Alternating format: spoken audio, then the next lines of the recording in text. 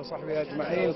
أتقدم بالتهنئة لسيدي خادم الحرمين الشريفين الملك سلمان بن عبد العزيز حفظه الله ورعاه لانتماء ما يفوق 290 ضابط عسكري اليوم في قواته المسلحة في الحرس الوطني، وأهنه بالطلبة الجامعية الضباط الجامعيين اللي تخرجوا اليوم، وأتمنى لهم إن شاء الله يا رب التوفيق في عملهم في حياتهم المستقبلية. اليوم أسر الخريجين شاركوا أبنائهم هذه الفرحة، كلمة سموكم لأسر وذوي الخريجين.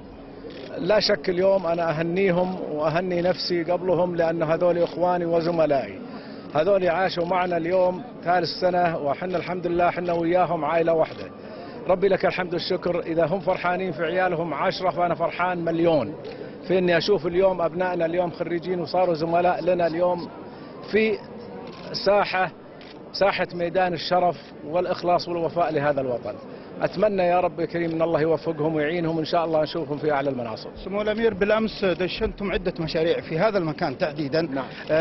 ماذا بشأن تدشين مشاريع أخرى تخص إسكان الكلية وهم ينتظرون ذلك من سموكم؟ لا، الإسكان موجود الآن الحمد لله، والآن كافي وعلى حسب العدد الموجود فيهم، والحمد لله الآن من أول إنشاء الكلية كان الإسكان موجود معها.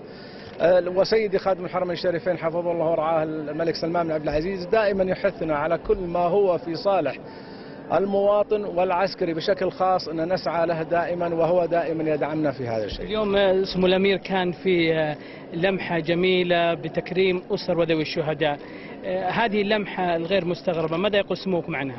سيدي خادم الحرمين الشريفين الملك سلمان بن عبد العزيز حفظه الله ورعاه دائما يولي أسر الشهداء الحرص، ودائما يوصينا بالحرص عليهم والاهتمام فيهم والوصول لحاجاتهم بأي شكل كان.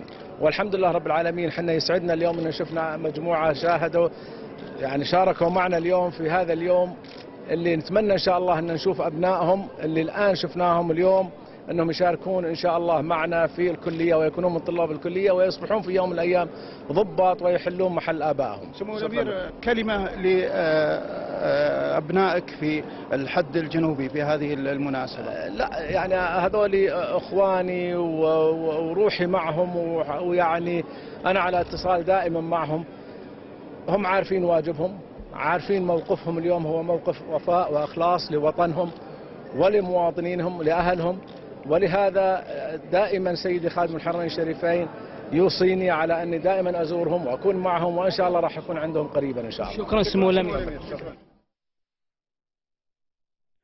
التقى صاحب السمو الملكي الأمير سلطان بن سلمان بن عبد العزيز رئيس الهيئة العامة للسياحة والتراث الوطني في مقر البرلمان الماليزي في كوالالمبور.